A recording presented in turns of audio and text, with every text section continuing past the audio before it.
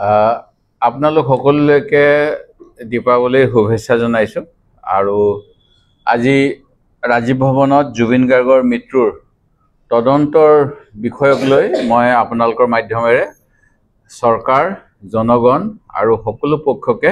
কিছু কথা জনাব বিচাৰিছোঁ। আমাৰ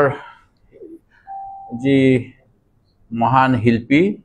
জাতীয় গৌৰৱ জুবিন গাৰ্গৰ মৃত্যুৰ এমাহ পাৰ হৈ গ'ল আৰু এই সময়ছোৱাৰ ভিতৰত তদন্তৰ পৰা কি হৈছে কেনেধৰণে তদন্ত আগবাঢ়িছে এইখিনিলৈ যে কোনোৱে সন্তুষ্ট নহয় সেই কথা সাধাৰণ নাগৰিকৰ উপৰিও তেখেতৰ পৰিয়ালৰ বিভিন্নজনৰ বিভিন্ন সময়ত যি সামাজিক মাধ্যমত ষ্টেটাছ আমি পঢ়িবলৈ পাইছোঁ তাৰ পৰা আমি সকলোৱে গম পাইছোঁ যে তদন্ত প্ৰক্ৰিয়া যেনেধৰণে যাব বুলি আশা কৰা হৈছিল সেই দিশত আগবঢ়া নাই। বহুতে প্ৰশ্ন কৰিবলৈ আৰম্ভ কৰিছে যে এই তদন্ত নিৰপেক্ষ হৈছে নে নাই। ইয়াৰ কাৰণ মুখ্যমন্ত্ৰী মহোদয়ে বিভিন্ন সময়ত তদন্তৰ বিষয়ত যিসমূহ বক্তব্য দি আহিছে সেই বক্তব্যসমূহ তেখেতক কোনে যোগান ধৰিছে তাৰ পৰাই আৰম্ভ হৈছে। যেতিয়া মৃত্যু স্বাভাৱিক নে অস্বাভাৱিক এই কথাখিনি ৰাইজৰ মনত প্ৰশ্ন উদ্ৰেক কৰিছিল সেইখিনি সময়তে মুখ্যমন্ত্ৰী মহোদয়ে তেওঁক হত্যা কৰিছে বুলি ক'লে। নিশ্চিতভাৱে তেখেতৰ হাতত কিবা তথ্য থাকিব লাগিব, নহ'লে হিমন্ত বিশ্ব শৰ্মা ডাঙৰীয়াই 1000 বাৰ বিভিন্ন মিছা কথা ক'লেও মুখ্যমন্ত্ৰীয়ে এবাৰো নকয় বুলি তেওঁ যি কথা কৈছিল তাৰপিছত আপোনালোকে যিবিলাক সময়ত তেওঁক লগ পাইছে মুখ্যমন্ত্ৰী হিচাপে তেখেতৰ প্ৰতিক্ৰিয়াসমূহ ৰাইজৰ মাজলৈ লৈ আহিছিল। সেই গতিকে মুখ্যমন্ত্ৰী মহোদয়ে প্ৰথমেই ক'লে যে হত্যা হৈছে, তাৰ পৰৱৰ্তী সময়ত তেখেতে আকৌ আজি কেইদিনমান পূৰ্বে এটা কথা ক'লে যে এই প্ৰক্ৰিয়াৰ কাৰণে আপোনালোকে কিছু ধৈৰ্য ধৰক, যিসমূহ তথ্য ওলাব সেই তথ্যসমূহ অসমীয়া মানুহক হজম কৰিবলৈ বহুত সময় লাগিব। এনেকুৱা কি কথা তেখেতে SITৰ মুখৰ পৰা গম পাই আছে যে এনেকুৱা ধৰণৰ কথাবিলাক তেখেতে সংবাদ মাধ্যমৰ আগত কৈ আছে। প্ৰায় 6-7 বছৰ আগত বোধ কৰোঁ মুখ্যমন্ত্ৰী মহোদয়ে কিন্তু নিজেই কৈছিল যে জুবিন গাৰ্গৰ নিৰাপত্তাৰ প্ৰতি ভাবুকি আছে আৰু তেখেতৰ নিৰাপত্তা নিশ্চিত হ'ব লাগে। তেনেস্থলত তেখেত যেতিয়া বাহিৰলৈ গ'ল এই যোৱাৰ সময়ত তেখেতক নিৰাপত্তা কেনেকুৱা দিয়া হ'ল, কি কৰা হ'ল এই কথাখিনি নিশ্চিতভাৱে তদন্তৰ আওতালৈও আহিব লাগে। অসম আৰক্ষীৰ CIDক SITক তদন্ত কৰিবলৈ দিয়া হৈছে।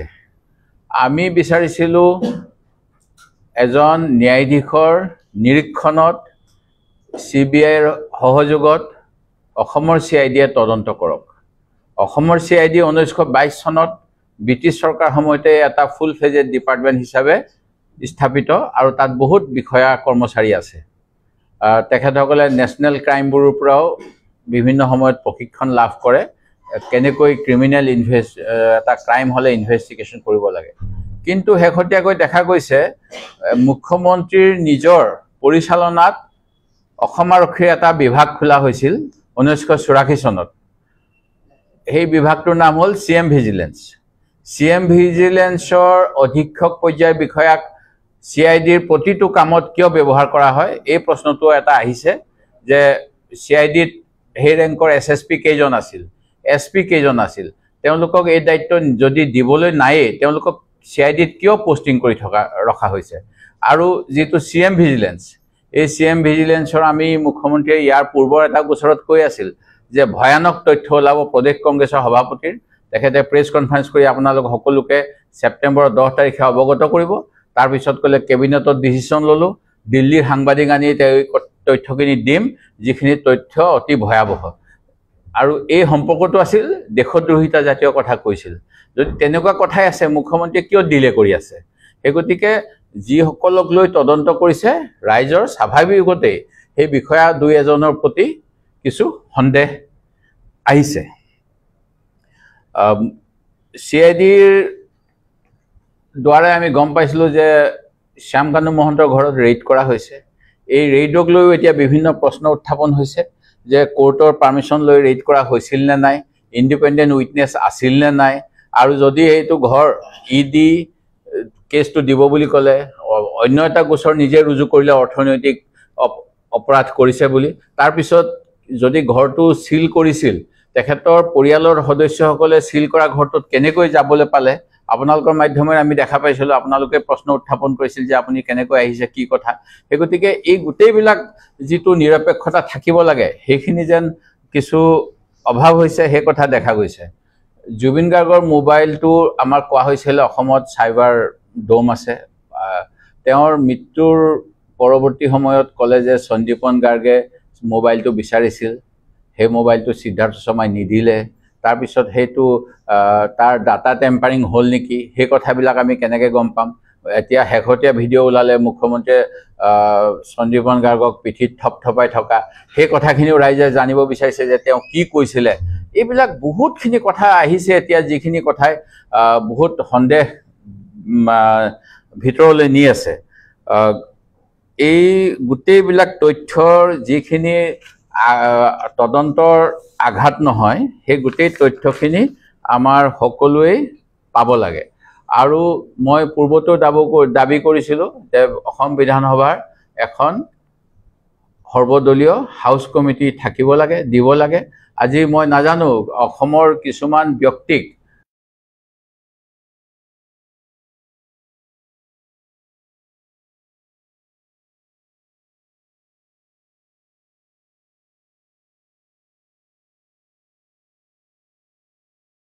ব্যক্তি নগ'ল সেই আলোচনালৈ, তেখেতসকলক আপোনালোকৰ মাধ্যমেৰে ধন্যবাদ জনাইছোঁ। কাৰণ আমি যিসকল ওলাই আহিলে তাৰ পৰা গম পাইছিলোঁ, তেওঁলোকৰ দুই এজনে কৈছিল যে এনেকুৱা কথা গম পালোঁ, বহুত কথা গম পালোঁ, এইখিনি কথা আমি নকওঁ। তেওঁলোকৰ কি আইনৰ দিনত কেনেকুৱা গোপনীয়তাৰ তেওঁলোকৰ পৰা শপত লৈ পেলাই এই কথাবিলাক CID-য়ে শ্বেয়াৰ কৰিলে, এই কথাটোও জানিব বিচাৰোঁ। কাৰণ এনেকুৱাতো কোনো আইনত নাই যে অপৰাধৰ বিষয়ে কাৰোবাক আগতীয়া সম্ভেদ দিব বা অপৰাধীয়ে কি কৰিলে এই তদন্তৰ সম্ভেদ দিয়ে। এই গোটেইবিলাকে আমাক CID-ৰ বৰ্তমানৰ যিখিনি তদন্ত হৈ আছে সেইখিনিৰ ওপৰত প্ৰশ্ন উত্থাপন কৰিবলৈ বাধ্য কৰিছে। মুখ্যমন্ত্ৰী মহোদয়ে নিজে কৈছিল CID-য়ে অসমৰ বাহিৰত কৰিব নোৱাৰে, এতিয়া CID অসমৰ বাহিৰলৈ যাব পৰা হ'ল। সেই CID যাব পাৰিব নোৱাৰিব সেই কথাখিনিৰ কাৰণে আমি CBI বিচাৰিছোঁ। তেতিয়া কৈ দিলে যে কাকতালীয় সংযোগ নে কি নাজানো, অন্যবিলাকেও CBI বিচাৰিছে, দেৱব্ৰত শইকীয়া বিৰোধী দলপতিও CBI বিচাৰিছে। CBI বিচৰাৰ মূল কাৰণটোৱে আছিলে যে টেকনিকেল কথা, যিটো ইণ্টাৰপলৰ অসমৰ ভাৰতৰ কাৰণে প্ৰতিনিধিত্ব কৰে CBI, সেই গতিকে মই CBI সহযোগিতাটো বিচাৰিছিলোঁ অসম আৰক্ষীৰ, যাতে CBI সহযোগ কৰে। আৰু মুখ্যমন্ত্ৰীয়ে ক'লে যদি CID ফেইল কৰে CBI দিব।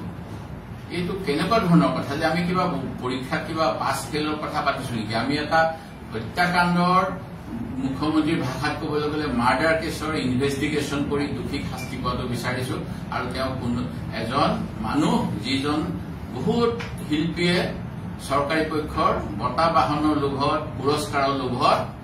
তেওঁলোকে মাত মাতিবলৈ সাহস নকৰে, কিন্তু এজন সাহসী কণ্ঠ যিজনে অসমীয়া জাতিৰ কাৰণে, অসমীয়া ভাষাৰ কাৰণে, অসমীয়া গীত মাতৰ কাৰণে চৰকাৰে যদি কিবা ভুল কৰিছিলে সেই ক্ষেত্ৰতো মাত মাতি আহিছিল। শেহতীয়াকৈ যেতিয়া ভাৰত চৰকাৰে অসমীয়া ভাষাক ধ্ৰুপদী ভাষা বুলি স্বীকৃতি দিলে বুলি ক'লে, সেইখিনি সময়ত তেওঁ ভাৰত চৰকাৰক গালি পাৰিবলৈ সাহস কৰিছিল যে ধ্ৰুপদী ভাষা কেনেকৈ হ'ব পাৰে, যি সময়ত পালি, সংস্কৃত আৰু প্ৰাকৃত এই তিনিটা ভাষাই প্ৰকৃততে, আৰু তাৰ পৰাই বিভিন্ন ভাষাসমূহ উৎপত্তি হৈছে। সেই গতিকে এনেকুৱা এজন সাহসী শিল্পী খুব ৰেয়াৰ। তেখেতৰ মৃত্যুত কি কি কথা থাকিব পাৰে, কাৰণ তেখেতে যিটো কোৱা হয় হেড অন লৈছিলে চৰকাৰৰ কিছুমান ভুল সিদ্ধান্ত, গছ কটাৰ ভুল সিদ্ধান্ত বুলি তেওঁ উল্লেখ কৰি আছিল। দীঘলী পুখুৰীত গছ কাটোতে তেওঁ কৈছিল কাখন মই জীয়াই থকালৈকে নামানো বুলি কৈছিল, যিখনৰ যোগেদি বিদেশী আনিব বিচৰা হৈছে। আৰু এই গোটেইবিলাক কথাও যথেষ্ট নিশ্চিতভাৱে গুৰুত্বপূৰ্ণ। মই সেই গতিকে এই বিষয়ত মই আৰু মোৰ ফালৰ পৰা মই ছিংগাপুৰৰ high commissioner, president of India, justice Soumitra শইকীয়াৰ কমিশ্যন আৰু ছিংগাপুৰৰ প্ৰাইম মিনিষ্টাৰকো বিভিন্ন কথাখিনি আঙুলিয়াই দি পত্ৰ লিখিছোঁ। আৰু মই সেই গতিকে পুনৰবাৰ ক'ব বিচাৰোঁ যে আমাৰ এই যিটো অনুষ্ঠানলৈ গৈছিল এই অনুষ্ঠানটো কিন্তু যিসকলক ধৰা হৈছে তেওঁলোক আছিলে on the basis of payment event organiser. ইভেণ্টটো কোনে অৰ্গেনাইজ কৰিছিলে? ইভেণ্টটো অৰ্গেনাইজ কৰিছিলে ভাৰত চৰকাৰৰ বৈদেশিক পৰিক্ৰমা মন্ত্ৰণালয়ে। ভাৰত চৰকাৰ ছিংগাপুৰ চৰকাৰৰ দ্বিপাক্ষিক মিত্ৰতাৰ 60 বছৰ উদযাপন কৰিবলৈ। সেই গতিকে ভাৰত চৰকাৰৰ বৈদেশিক পৰিক্ৰমা বিভাগ ইয়াত পোনপটীয়াকৈ জড়িত। তেখেতসকলে কেনেকুৱা ধৰণৰ সা সুবিধা এই চৰকাৰী প্ৰগ্ৰামত যোৱা অতিথিসকলক দিব সেই কথাৰ ক্ষেত্ৰত তেওঁলোকৰ কি প্ৰটকল আছে। তেওঁলোককতো মুখ্যমন্ত্ৰীয়ে কৈছিল যে 11জন কিমান 16জন জাহাজত যোৱা মানুহক আমি নটিচ দিছো। এই ছিংগাপুৰ হাই কমিছনৰ বিষয়াসকলক কিয় নটিচ দিয়া হোৱা নাই? তেখেতসকলেতো এই এৰেঞ্জমেণ্টটোত যিজন মহন্ত গ্ৰেণ্ড MMS নে কিবা এটা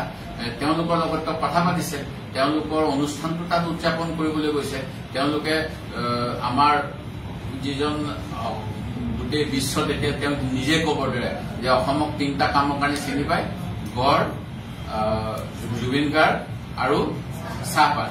সেই গতিকে এনেকুৱা আমাৰ যিজনক আমি বিদেশলৈ পঠালো তেখেতৰ নিৰাপত্তাৰ ক্ষেত্ৰত এজন এস্কৰ্ট অথবা প্ৰটকল অফিচাৰ দিয়া হৈছিল নে নাই, এইবিলাক গাফিলতি কাৰ, এই গোটেই কথাবিলাক জানিবলৈ অসমৰ সাধাৰণ জনগণৰ যিসকলে আজি এমাহে মুখ্যমন্ত্ৰীয়ে কৈছে মই জুবিন গাৰ্গৰ কাৰণে নহয়, ছচিয়েল মিডিয়া আৰু কিবা সাংবাদিক নে কাৰ কাৰণে তেওঁ 28 দিন হব পৰা নাই। কিন্তু জুবিন অনুৰাগীসকলে জুবিনৰ কেনেকে এনেকে মৃত্যু হল সেই তদন্ত কিয় ভালকৈ হোৱা নাই, তেওঁ কিয় আমি অকালতে হেৰুৱালো সেই কথাটো ভাবি ভাবি শুব পৰা নাই, মই যিটো গম পাইছো। সেই গতিকে এইখিনি কথা আৰু ভাল ধৰণে তদন্ত হব লাগিব। ছিংগাপুৰ পুলিচক সেই সময়ত যিকেইজন তেওঁৰ সহযাত্ৰী আছিল তেখেতসকলে জুবিন গাৰ্গক যে পানীত নামিবলৈ ডাক্তৰে মনা কৰি থৈছে, জুবিন গাৰ্গক যে 3 বছৰৰ বাবে এটা বিশেষ পিল, যিটো পিল আমি ইণ্টাৰভিউত পাইছিলো যে ভাৰতবৰ্ষৰ কোনো ফেক্টৰীত নবনায়, ডক্টৰ হিতেশ বৰুৱাই সেইটো জুবিন গাৰ্গে 500 mg দুবাৰ নাখাওঁ বুলি কোৱা কাৰণে স্পেচিয়েলি অৰ্ডাৰ দি এপালিতে 1000 mg যিটো দিছিলে সেই পিলটো প্ৰতিদিনে খোৱাৰ কথা যে তেওঁলোকে পাহৰি গল, নুখুৱালে, সেই কথাবিলাক কোৱা হলে নিশ্চিতভাৱে যিটো ষ্টেটমেণ্ট আহিছে initially there is no' foul play, তাৰ পৰিৱৰ্তে there may be foul play বুলি নিশ্চিতভাৱে সেই কাগজত উল্লেখ হল হয় আৰু এওঁলোক তাতেই গ্ৰেপ্তাৰ হল হয়। সেই গতিকে তেওঁলোকে তাত গ্ৰেপ্তাৰ নোহোৱাকে বাচি আহিলে। কিন্তু অসম আৰক্ষীয়েও পূজালৈকে পূজা খাই আহক তেওঁলোকে বুলি যিটো মুখ্যমন্ত্ৰীৰ ভাষ্য, তাৰপিছত ৰাইজৰ হেঁচাত এতিয়া ৰাইজে কলে যে পূজা খাবলৈ প্ৰথম দেখিছো যে অভিযুক্তসকলক ছুটি দিয়ে চৰকাৰে, তাৰপিছত তেওঁলোকৰ ধৰা ব্যৱস্থা কৰিলে আৰু কাকতালীয়ভাৱে একেদিনাই 2জনক, এজনক গুৰগাঁৱত ধৰিলে, এজনক দিল্লী এয়াৰপৰ্টত ধৰিলে। সেই ক্ষেত্ৰতো তেওঁলোকে আইনী সুৰুঙাৰে বাচি যাব নেকি সেই কথা নিশ্চিতভাৱে মনলৈ আহে। যিহেতু আমাৰ আইনত আছে যে ট্ৰেনজিট ৰিমাণ্ড ল'ব লাগে। বিদেশৰ বাহিৰৰ জাগাত যদি কাৰোবাক গ্ৰেপ্তাৰ কৰা হয় নিয়েৰেষ্ট মেজিষ্ট্ৰেটৰ ওচৰলৈ গৈ যিখন ৰাজ্যৰ আৰক্ষীয়ে তেওঁলোকক ধৰিছে তেওঁ সেই অন্যখন ৰাজ্যৰ মেজিষ্ট্ৰেটৰ পৰা পাৰ্মিশ্যন ল'ব লাগে, মই অসমলৈ তেওঁলোকক লৈ যাম বুলি। সেই কামখিনি কৰা হল নে, আইনী সুৰুঙা ৰাখি দিয়া হল কাৰোবাক বচাবলৈ, সেই প্ৰশ্ন আমি আজি জানিব বিচাৰো। ঠিক তেনেকৈ অন্য এটা ডাঙৰ কথা হল যে 23 তাৰিখে আমি যেতিয়া জুবিন গাৰ্গৰ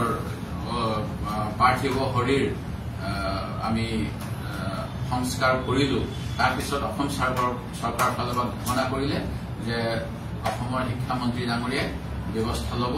আৰু বিমল বৰা ডাঙৰীয়াৰ নেতৃত্বাধীন মন্ত্ৰী সাংস্কৃতিক বিভাগে জুবিন দেহৰ চিতাভস্ম অসমৰ বিভিন্ন স্থানলৈ এটা ৱেবছাইটৰ যোগেদি ইয়াৰ ব্যৱস্থা কৰিব আৰু ইয়াৰ বাবে অনলাইন আবেদন কৰিলেই হ'ল। সেই ৰণোজ পেগু ডাঙৰীয়াই 23 তাৰিখৰ দিনাই ঘোষণা কৰিছিল।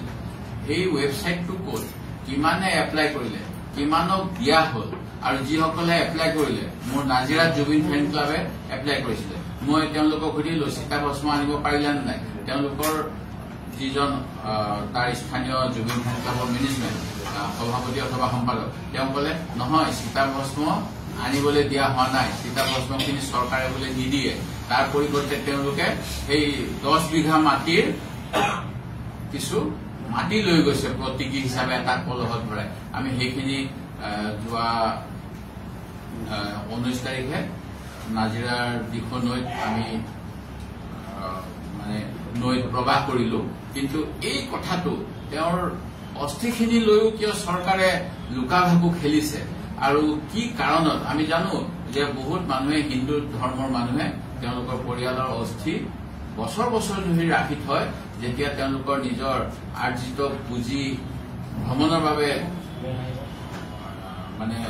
গোট খাব তেতিয়া তেওঁলোকে হয় হৰিদ্বাৰ নহয় কেদাৰনাথ নহয় বুধগয়াত দি পেলাই বিসৰ্জন দিবলৈ যায় ধনী মানুহৰ নিচিনাকে স্পেচিয়েল ফ্লাইটত একেদিনাই দিবলৈ নাযায় তেনেস্থলত সেইখিনি যদি সংৰক্ষণ কৰিছিলে কিয় অসমৰ জনগণক জুবিন ফেন ক্লাব আৰু অন্যান্য অনুৰাগীসকলক দিয়া নহল সেই প্ৰশ্নটোৰ উত্তৰ আমাক চৰকাৰৰ ফালৰ পৰা জৰুৰীভাৱে দিব লাগে দ্বিতীয়তে আৰু মই যেহেতু আপোনালোকক হাই কমিশনৰ কথা কলো এই ক্ষেত্ৰত মই আচৰিত হওঁ যে জুবিন গাৰ্গৰ সহযোগী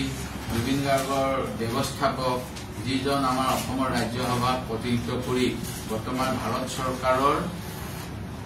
বৈদেশিক ৰাজ্যিক মন্ত্ৰী হৈছে তেখেতে এই সময়ছোৱাত কি কৰিলে সেই কথাখিনিও স্পষ্ট হ'ব লাগে আজি ভাৰত চৰকাৰৰ এটা প্ৰগ্ৰামত যোৱাৰ পিছত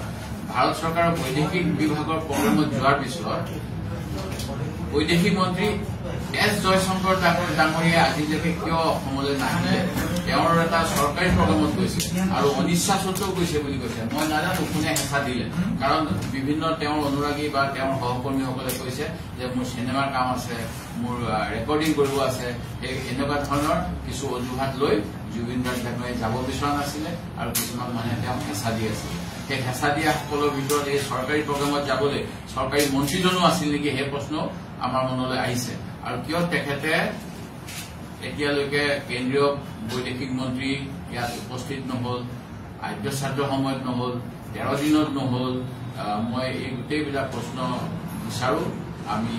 ইয়াতে ৰাজনীতি কৰাৰ কথা নাহে ৰাজনীতি কোনে কৰিছে অসমৰ ৰাইজে নিশ্চিতভাৱে গম পাব মই তেওঁলোকৰ মনৰ প্ৰশ্নখিনিহে আপোনালোকৰ যোগেৰে জবাবদিহি কৰিব বিচাৰিছো আৰু জুবিন গাৰ্গ ডাঙৰীয়াৰ এই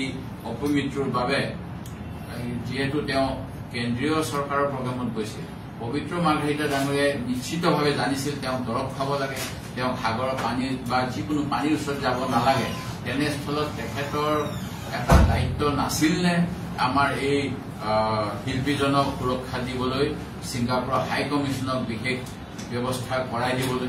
এই প্ৰশ্ন নিশ্চয় আছে আৰু তেওঁৰ এই বিভাগত মই বিফলতা বুলি ভাবো আৰু তেখেতে যেনেকুৱা ধৰণৰ পাৰদৰ্শিতা দেখাব লাগিছিল ইয়াক নেদেখাৰ বাবে মই ভাবো তেওঁ জবাবদিহি হ'ব লাগে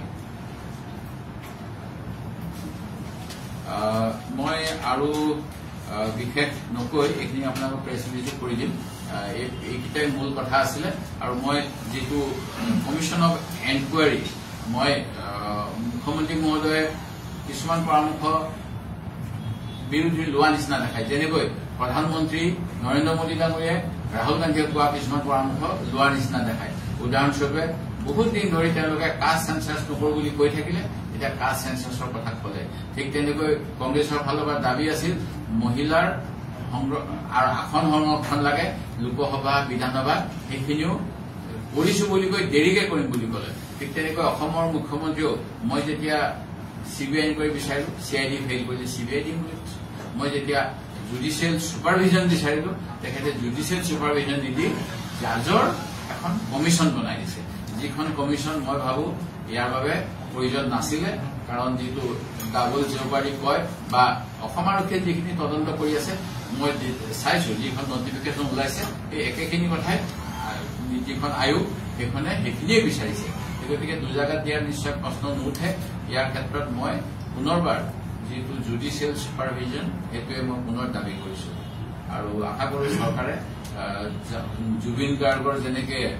জাষ্টিছ ফৰ জুবিন গাৰ্গ যোৱা সময়ছোৱাত চলি আছে অসমৰ যিসকলৰ ফেচবুক নাই যিসকলে হেছটেগ লিখিব নাজানে তেওঁলোকৰ মনে মনে যিটো গাঁৱে সেই কথা চলি আছে সেই কথাটোৰ প্ৰতি চৰকাৰে সন্মান জনাই জুবিন গাৰ্গৰ ন্যায় আমাক দিব যেহেতু আচলতে ৰাইজে কৈছে যে এইবাৰ দীপাৱলীটো আতচবাজি নুফুটাবলৈ আহ্বান জনাইছে কিন্তু কালি তেনেকুৱা এটা পৰিৱেশ দেখুৱাওঁতে প্ৰতিনিধি টাইমৰ এগৰাকী সাংবাদিকক আচলতে আক্ৰমণ কৰিছে। মই অতি দুখিত নাৰায়ণ শইকীয়াক এনেকৈ ৰাতি এছাম দুষ্কৃতিকাৰী অপসংস্কৃতিৰ বাহকে এনেকৈ আক্ৰমণ কৰাৰ বাবে তেওঁৰ নিজৰ সংবাদ গোষ্ঠীৰ বাবে সংবাদ পৰিৱেশন কৰিবলৈ চেষ্টা কৰাৰ সময়ত আৰু ইয়াৰ বাবে অন্যতম এজন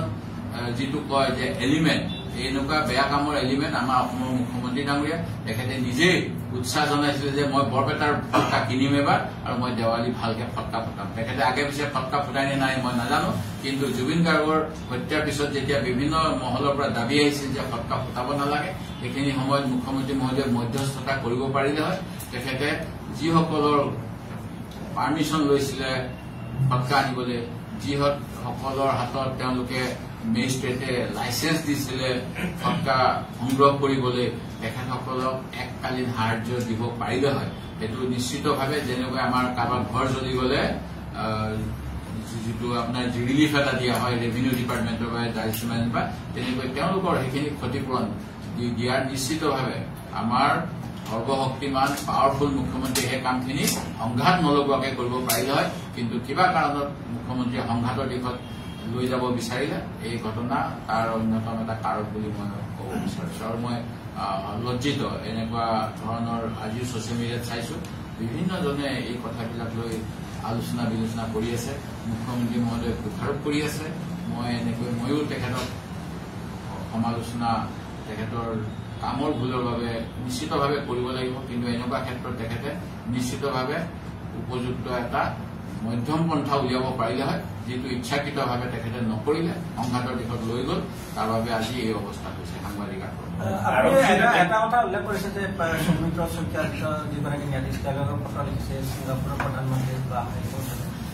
যিহেতু ৩ অক্টোবৰৰ পৰা শুনানি গ্ৰহণ কৰিব কমিশ্যনে, আপুনি তাত অংশগ্ৰহণ? মই এই শুনানিত মই অংশগ্ৰহণ নকৰো প্ৰথম কথা, আৰু মই যিখিনি ক'ব লাগে তেখেতৰ, আৰু মই কমিশ্যনখন এনেকুৱা কমিশ্যন হোৱাৰ মই বিৰোধিতা কৰিম। মই আজি হাইকোৰ্ট বন্ধ, আজি চৰকাৰী অফিচো বন্ধ, মই অহাকালিলৈ আজি চিন্তা কৰিম মই মোৰ পৰামৰ্শদাতাসকলৰ লগত মই ইয়াৰ কি অন্য অল্টাৰনেটিভ কিবা আছে নেকি, পূৰ্বৰ কিবা পূৰ্বানুমান কৰি মই সেই দিশত সকলোকে অগ্ৰসৰ হবলৈ অনুসন্ধান আহ্বান জনাম, যাতে নিৰপেক্ষতা মই একো বিচৰা নাই। মই কোন দুখী মই নাজানো, মুখ্যমন্ত্ৰীয়ে ক'বৰ দৰে মই আগতীয়াকৈ ক'ব নোৱাৰো হজম নোহোৱা কি কথা আহিব, কিন্তু মই ক'ব বিচাৰো যে এই মৃত্যু নিশ্চিতভাৱে কোনোবাই পৰিকল্পনা কৰিছে। আপুনি এনে পত্ৰখনত কেনেধৰণৰ বিষয়ে সন্নিৱিষ্ট কৰিছে যিখন ন্যায়িক আয়োগলৈকে প্ৰেৰণ কৰিছে? মই আপোনাক আজি শ্বেয়াৰ কৰি দিম অলপ পিছত। তাত মই মানে বিভিন্ন ধৰণৰ এংগলখিনিৰ কথা কৈছিলো, ধৰক মানে চৰকাৰী বিৰোধিতাৰ কথাও মই কৈছো। এতিয়া কৈ আছে যে পইচাৰ কাৰণে, মই কৈছিলো যে কিজানি জুবিন গাৰ্গ, সিদ্ধাৰ্থ শৰ্মা, শেখৰ গোস্বামীৰ কাৰণে সোণৰ কণী কৰা হাঁহ, এটা কণী দিয়ে। কোনোবাই 2টা কণী দিয়ে হাঁহ দিম বুলি কৈছে নেকি? তেওঁলোকে এটা কণী মাৰি পেলাই 2টা কণী হাঁহটো লৈ লৈছে। মোৰ এনেকুৱা ধাৰণা হৈছে, মই নাজানো। আৰু তেওঁলোকে চৰকাৰী বিৰোধী কথাবিলাকো কৈছিল। সেই গতিকে অন্য কোনোবাই মুখ্যমন্ত্ৰীয়ে কৈ থাকে তৃতীয় পক্ষ, চৰকাৰক বিপথে চলা পেলাবলৈ তৃতীয় পক্ষ আছে নেকি, মই সেইটোও জানিব লাগে। নে বহুত ধৰণৰ কথা আহিছে। তেখেতে জীৱিত অৱস্থাত নামানো বুলি কৈছিলে। কোনোবা দলক, কংগ্ৰেছ দলকো সমালোচনা কৰিছে। মই কংগ্ৰেছ দলক যিখিনি কথাত সমালোচনা কৰিছে আমি শুধৰাবলৈ চাইছো, কিন্তু তেওঁ অন্য দলকো সমালোচনা কৰিছিলে। সমালোচনা সহ্য কৰিব নিবিচৰা এই দেশত গণতন্ত্ৰ ধ্বংস কৰিব বিচৰা মানুহ আছে, যিসকলে সমালোচনা সহ্য কৰিব নোৱাৰে। তেনেকুৱা কোনোবা এলিমেণ্টৰ তেওঁ বলি হ'ল নেকি, সেই কথাও জানিব লাগিব। জুবিন গাৰ্গৰ যিটো ৰহস্যজনক মৃত্যু এতিয়াও ৰহস্য ভেদ হোৱা নাই, কিন্তু বিৰোধী শিবিৰে সিদিনাখন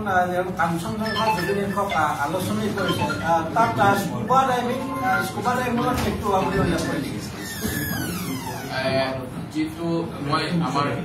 এডিটৰ আছে ইয়াতে, তেখেতক মই আপোনাক ক'ব কৈছো, কিন্তু তাৰ আগতে মই এষাৰ কৈ দিওঁ। মই 24 ছেপ্টেম্বৰ বা 25 ছেপ্টেম্বৰ প্ৰধানমন্ত্ৰী ৰাষ্ট্ৰপতি দ্ৰৌপদী মুৰ্মুলৈ পত্ৰ লিখি এই ঘটনাৰ বাবে উচ্চ ন্যায়ালয়ৰ ন্যায়াধীশৰ তত্বাৱধানত মই তেওঁক অনুসন্ধান কৰিবলৈ কোৱা নাই, তেওঁক ছুপাৰভাইজ জনালো। CIDয়ে চলোৱা তদন্তত CBI সহযোগ কৰিব লাগে বুলি আহ্বান জনাইছিলো। চিঠিখনত মই কৈছিলো যে জুবিন গাৰ্গে অসমীয়া জাতীয়তাবাদক নেতৃত্ব দিছিল। বৰ্তমান যি জাতীয়তাবাদ সংকটত পৰিছে বুলি আমি সকলোৱে জানো, আৰু অসমত কা আইন বলবৎ হোৱাটো নিবিচাৰিছিল। শিল্পীগৰাকী এই বুলিও কৈছিল মোৰ মৃত্যু হলেও মই অসমত কাক বলবৎ হবলৈ নিদিওঁ আৰু এনেধৰণৰ তেওঁ বৃক্ষৰোপণৰ কথা কৈছিল তেওঁ আমাৰ আৰু অন্যান্য বিভিন্ন দিশত আছিলে গতিকে মই গোটেইখিনি কথা তদন্ত এটা সামৰি লৈ মই সেইটো ইচ্ছা প্ৰকাশ কৰিছোঁ মোৰ প্ৰশ্নটো হ'ল যে ছিংগাপুৰ পৃথিৱীৰ আটাইতকৈ আপোনাক প্ৰশ্ন কৰা হৈছিলে যে এইটো কালি বিৰোধী দলৰ সমাৱৰ্তন এইটো মোৰ আমাৰ এডিটৰে দিব বুলি কৈছো সম্পাদনা সমিতি আছিল আমাৰ বহুত আৰু সদস্য তাতে এটা কাৰিকৰী ভুল হ'ল স্পেলিং এটা যে ৰহস্যজনক অৰ্থাৎ স্কুবা ডাইভিং হ'ল এইটো আচলতে যেতিয়া প্ৰেছলৈ গুচি গ'ল তেতিয়া কাৰেকশ্যন ভাৰ্চনটো নগ'লে আৰু সেইকাৰণে কিছুমানে কাৰেকশ্যন কৰি ইয়াৰ PDF কপি অলৰেডি দিয়া হৈছে সকলোকে দিয়া হৈছে কাৰেকশ্যন কৰি দিয়া হৈছে ভুল হৈছে আৰু ভুলখিনি ফেচবুকত তেওঁলোকে দিছে অলৰেডি ভুল হোৱাৰ লগে 50 বছৰ পিছত যদি এই আলোচনীখনক লৈ কোনোবাই ৰিচাৰ্চ কৰে কাৰেক্টেড ভাৰ্চনটোও পাব আনকাৰেক্টেড ভাৰ্চনটোও পাব চিন্তা কৰি যদি কোনোবাই আৰু সেইটো হেক কৰি পেলাই লুকুৱাই নিদিয়ে ছিংগাপুৰ আটাইতকৈ ট্ৰান্সপাৰেণ্ট কাণ্ট্ৰি একদম তাত চুইংগাম খালো পিতে ছিংগাপুৰে ন' ফ'ল প্লে বুলি দিছে নিশ্চিতভাৱে এতিয়া এইটো ডিপেণ্ড কৰিলে অসমতো পষ্টমৰ্টেম হৈছে আৰু চৰকাৰে আৰক্ষী এটা টেকনিকেল কথা কৈছে যে মিনিমাম 3 মাহ সময় তদন্তৰ বাবে যিটো টেকনিকেল কথা পুলিচৰ পৰা কোৱা হৈছে তাৰ পিছতো মানে আপুনি কৈছে যে মই বুজি পালো আপোনাক মই কওঁ ছিংগাপুৰত ন' ফাউল প্লে বুলি কি কাৰণে ক'লে তাৰ যিসকল লগত গৈছিলে তেওঁলোকে ডক্টৰ হিতেশ বৰুৱাই আমাক জুবিন গাৰ্গক জুই আৰু পানীৰ পৰা আঁতৰত থবলৈ কৈছিল নে নাই সেই ষ্টেটমেণ্টটো মই জানিব লাগিব তাৰপিছত ফাউল প্লে হৈছে নাই ক'ব পাৰিম সেই কিয় লিখিলে সেই গতিকে মই 22 তাৰিখৰ দিনাই লিখিলো যে আমি অসম আৰক্ষীয়ে ফাউল প্লে বুলি ছাছপিচিয়াছ চাৰ্কুমেণ্টছবোৰ সন্দেহ কৰিছে সেইকাৰণে সেইবিলাক প্ৰিজাৰ্ভ কৰিব লাগিব এইটো মোৰ এখন চিঠি কিন্তু অসম চৰকাৰে সেইখিনি কাম কেতিয়া কৰিলে এক্সটাৰ্নেল এফেয়াৰ্ছ মিনিষ্ট্ৰীলৈ মই লিখিছিলো তেওঁলোকে সেইবিলাক কথা ছিংগাপুৰৰ কৰ্তৃপক্ষক ক'লে নে নাই মই আশা কৰিছো মুন্না প্ৰসাদ গুপ্তা ঘূৰি অহাৰ পিছত আমাক এইকেইটা কথাও ক'ব যে আমি অফিচিয়েলি আমি ইয়াত এটা ক্ৰাইম ইনভেষ্টিগেশ্যন কৰি আছো আমাক মুখ্যমন্ত্ৰীয়ে কোৱাৰ পিছত আৰু আপোনালোকক আমি আমাৰ ক্ৰাইমত সহযোগ কৰিবলৈ প্লেচ অফ অকাৰেঞ্চৰ হোটেলত থকা ৰুমৰ জাহাজখনৰ আৰু ক'ৰবাত বমি চমি কিবা হৈছিল বুলি কৈছে সেইবিলাক চেম্পল টেম্পল সেইবিলাক ৰাখিছে নে নাই সেই কথাখিনি বিচাৰি ভাৰতৰ তদন্তকাৰী সংস্থাই কেতিয়া পঠাইছিলে সেইখিনি কথা অৱগত কৰিব লাগিব তেতিয়া এই প্ৰশ্নটোৰ আৰু ক্লিয়াৰ কাট কথা আহিব যে ছিংগাপুৰ পুলিচে কিয় ন' ফাউল প্লে বুলি লিখিলে তেওঁক যে দৰৱ দিব লাগে বুলি কৈছে সেই কথাটো শেখৰ গোস্বামী নাজানো বুলি কৈছে কিন্তু সিদ্ধাৰ্থ শৰ্মাই জানে অমৃত প্ৰভা মহন্ত বোলাকে জানে আৰু অসমৰ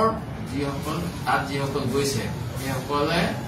বণ্ডেড লেবাৰ যিটো আমাৰ আগত ব্ৰিটিছৰ সময়ত ভাৰতৰ পৰা ব্ৰিটিছসকলে আফ্ৰিকান কাণ্ট্ৰিবিলাক অন্য কাণ্ট্ৰিত সাধাৰণ শ্ৰমিকক লৈ গৈছিল তাতে কৃষি কৰিবলৈ কুঁহিয়াৰ খেতি কৰিবলৈ অন্যান্য কাৰণত যিসকল গৈছে তাত আমাৰ মুখ্যমন্ত্ৰী মহোদয় ব্ৰাইট বুলি যিসকল কৈছে এই ব্ৰাইটসকল এনেকুৱা শিপাৰ পৰা আঁতৰি থকা নহয় কেতিয়াও তেওঁলোকে নিশ্চিতভাৱে জুবিন গাৰ্গৰ যিবিলাক এক্সিডেণ্ট হৈছিলে যিটো চেজাৰ আছে সেইবিলাক কথা নিশ্চিতভাৱে জানে সেই গতিকে তেওঁলোকে কৈছিলে না সেই কথাখিনি যে পানীত নামিব নালাগে ডাক্তৰে দৰৱ খাব কৈছে সেই গোটেই কথাবিলাক আমাকে কৈছে তেওঁলোকৰ সেই ষ্টেটমেণ্টবিলাক কেনেকে ৰেকৰ্ড কৰিলে সেইখিনি কথা জনাৰ পিছত যদি ন' ফাউল কৰিছে তেতিয়াহ'লে আমি এই ক্ষেত্ৰত বিতৰ্ক কৰিলে ভুল হ'ব কিন্তু তেওঁলোকৰ ষ্টেটমেণ্ট জনাৰ আগতে তেওঁলোকক যদি একোৱেই কোৱা নাই তেওঁলোকে কেনেকে জানিব সেই গতিকে ন' ফাউল প্লে লিখাটো আমি জনাসকলে সেইটোৱে ভুল বুলি কৈছো দৰৱ নিদিয়ে পানীত নামিব নিদিয়ে এনেকুৱা অভিযোগ কেছটো দুৰ্বলে হৈ যাব আদালতত তেতিয়া দৰৱ নিদিয়াৰ কাৰণে মই নাজানো মই আপোনাৰ লগত আদালতী কথাখিনি নাপাতো চৰি মই যিখিনি সাধাৰণ জ্ঞানেৰে কৈছো মই মোৰ LLB ডিগ্ৰীও নাই LLMও নহয় PhDও নহয় মই গতিকে এইখিনি কথা নাপাতো মই খালি ইমানেই কম যে শিল্পীজনৰ লগত হোৱা দুৰ্ভাগ্যজনক ঘটনাৰ ঠিক পিছত 22 ছেপ্টেম্বৰত ছিংগাপুৰত থকা ভাৰতীয় উচ্চায়ুক্তক মই পত্ৰ লিখিছিলো এই পত্ৰত ছিংগাপুৰ আৰক্ষীক বিষয়টো তদন্ত কৰাৰ লগতে সাক্ষ্য প্ৰমাণ CCTVৰ ফুটেজ সাক্ষীৰ জবানবন্দী স্বাস্থ্যগত সকলো প্ৰমাণ অটপচিৰ প্ৰতিবেদন সংৰক্ষিত কৰিবলৈ আহ্বান জনাইছিলো সেই গতিকে মই সেইখিনি কথা 22 তাৰিখে কৈছো অসম চৰকাৰে CID কেই তাৰিখে ক'লে জানিলে গম পাম সেই গতিকে ফালতু এক ৰিপৰ্টটো 21 তাৰিখে আহি গ'ল সেইকাৰণে মোৰ অলপ সন্দেহ হ'ল কাৰণ ইয়াত সব মানুহে কৈছিলে যে তেওঁ দৰৱ দিয়া নাই জুবিন গাৰ্গৰ পত্নীয়ে কৈছিলে 18 তাৰিখৰ দিনা সকলো কথা পাতে বুলি কৈছে তেখেতে মই যিখিনি কথা কৈছো হাজি কোৱা নহয় গৰিমা গাৰ্গদামৰীয়ে কৈছিলে যে মোক পানীত যাব বুলি কোৱা নাই মোক আউটিঙত যাব বুলি কোৱা নাই সকলো কথা পতা মানুহগৰাকী সেই গতিকে মই উৰা বাতৰি ভিত্তিত প্ৰেছ কনফাৰেন্সখন কৰা নাই মই যিখিনি কৈছো যিখিনি মই শুনিছো সেইখিনি আৰু আপোনাৰ এটা কথা সুধিছো যে চাৰিফালৰ পৰা দাবী এটা উঠিছে যে মানে অসম আৰক্ষী বা SITৰ নিৰপেক্ষ নহয় CBI দিব লাগিব বহুবাৰ মই তেনেকে কোৱা নাই এইটো ওলাইছে মই এইটো কথাই কৈছো এইটো কথা কৈছো এই দাবীটো উঠাৰ কাৰণ অন্যতম কাৰণ হ'ব পাৰে অসম আৰক্ষীৰ যিমানখিনি বিষয় আছে CID বিষয়বিলাকৰ উপৰিও যিগৰাকী 2 নম্বৰ বিষয়া ইনভেষ্টিগেটিং অফিচাৰ বুলি কৈছে তেখেত হ'ল CM ভিজিলেন্স আৰু CM ভিজিলেন্সক আপোনালোকে আসাম পুলিচৰ ৱেবছাইটত গৈ চাব ডাইৰেক্টলি কণ্ট্ৰল বাই চিফ মিনিষ্টাৰ বুলি লিখা আছে সেই গতিকে যদি তেখেতৰ পাৰদৰ্শিতা আছে এনেকুৱা কেছত তেখেতক CM ভিজিলেন্সৰ পৰিৱৰ্তে CID লৈ কেলে লৈ যোৱা নাই এনেকুৱা ধৰণৰ কথাখিনিৰ কাৰণে বোধকৰো এই কথাটো আহিছে এই কথাটো কিন্তু চৰকাৰে ভাবিবলগীয়া হ'ব ধন্যবাদ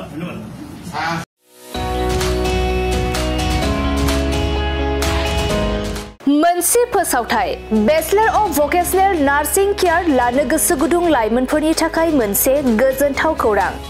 बाक्सा जिल्लानि सिङाव थानाय बरमायाव rural institute of health science group of vocational nursing एडुकेशनाव बेचलर अफ भकेशनेल नार्सिं केयारनि थाखाय मुं थिसननाय एबा एडमिशना सोलिगासिनो दं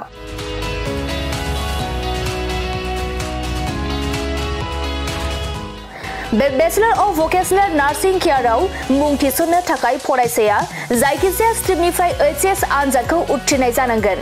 लोगोसे बे bachelor of vocational nursing केयारनि सार्टिफिकेटनि भेलुआ degree लेभेलनि समान आरो बे डिग्रीखौ स्कप ग्लोबल स्किल इउनिभार्सिटी भोपाल मध्य प्रदेशनिफ्राय होनाय जागोन गुबैयै भकेशनेल नार्सिंनि सायाव बे bachelor of vocational nursing care कोचिंखौ होनाय जायो आरो बे कोचिंआ जोबखांनायनि उनाव नोंथाङा सरकारि साख्रि कर्परेट साख्रि आरो प्राइवेट साख्रि मोननायनिबो सुबिदा दं बिनि अनगायैबो बे कोचिंआ जोबखांनायनि उनाव प्लेसमेन्ट साख्रिनिबो सुबिदाखौ नोंथाङा मोननो हागोन बेनिखायनो जाय बिथांमोना बे bachelor of vocational nursing care कोर्सखौ खालामनो गोसो थाबैनो नैबे 8723035865 जानबुं नम्बराव सुराद लानानै गावनि मुंखौ थिसननो हागोन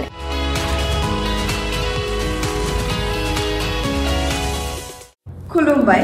आं नोंथांमोननो दिनै बे भिडिअनि गेजेरजों जोबोर मोजां मोनसे खौरां फोसावनो थाखाय लाबोनाय जादों जोंनि बाक्सा जिल्लानि सिङाव थानाय बरमायाव rural institute of health science group of vocational nursing एडुकेशनाव